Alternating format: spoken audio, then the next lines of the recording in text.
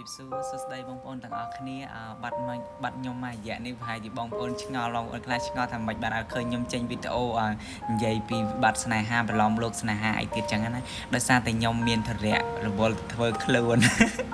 แต่หลบมาเวียนยมนังโทวิดีโอพอใจจุนบางปอนต่างออกนี้ไปจำทั้งไงเวียนไงเอาแต่บางปอนโจยจัดยมเคยไปยูจรานคอมเมนต์จรานเหมือนแต่อะไรยมซองคอมเมนต์ปอนใส่เหมือนเนี้ยได้กดบานซูนนึกน้องวิดีโอจับบางยมกดสู้ทาบ้องnhóm នឹងសង្សារខ្ញុំគាត់នៅជាមួយគ្នាហើយគាត់តាក់ទងគ្នាដោយប្តីប្រពន្ធនៅរស់ជាមួយគ្នាប្តីប្រពន្ធប៉ុន្តែបងប្អូនគេអត់ពេញចិត្តគាត់ទេឥឡូវបងតបណារឿងច្រើនដែលគេអត់ពេញចិត្តពីមិនមែនតែត្រឹមរូបសម្រស់ឬក៏មិនទេអូនដោយសារតែកត្តាទី1ការងារបងឯងទីពីអូនឯងអត់គ្រួសារដែលចង់និយាយថាគេអត់សូវឲ្យតម្លៃបើសិនជា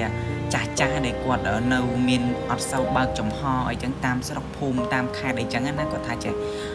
ក្មេងហ្នឹងមកពីណាអីពីណាអត់ពូជអម្បូរអត់ផៅសន្តានអីចឹងទៅគាត់តែងចាស់គាត់តែងតែមើលទុកដាក់កូនចៅមើលផៅសន្តានមើលវងតកោថាកូនម្នាក់ហ្នឹងកូនពីណាគេធ្វើការអីគេឪពុកម្ដាយអីចឹងទៅអាហ្នឹងគេអត់ទាន់បើកចិត្តទទួលប៉ុន្តែបើរឿងបងប្អូនដែលអូនឯងនិយាយថាបងប្អូនអត់ពេញចិត្ត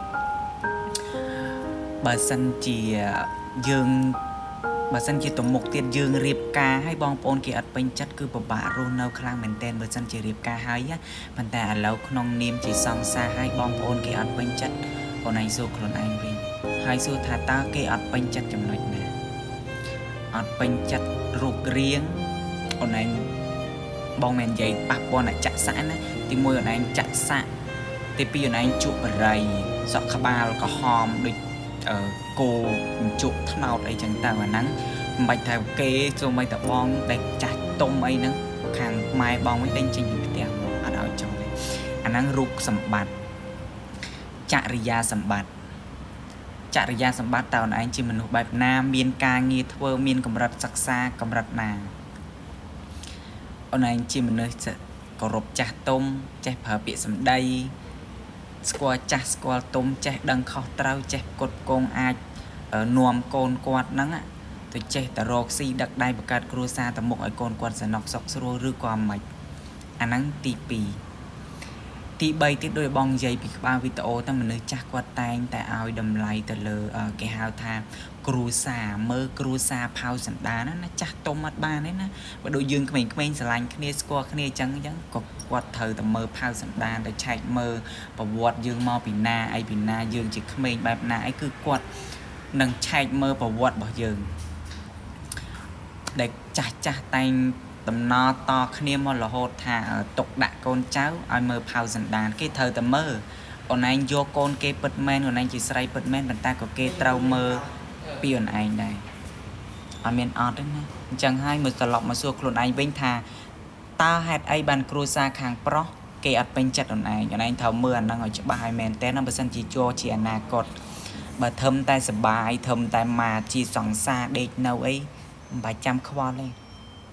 បាច់ខ្វល់ទេយកតែប្តីយើងមកបានហើយ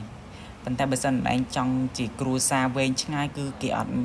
មានអញ្ចឹងឯងអូនត្រូវតែគិតវែងឆ្ងាយយើងធ្វើឲ្យល្អធ្វើខ្លួនឲ្យល្អឲ្យមានតម្លៃមានការងារធ្វើមាន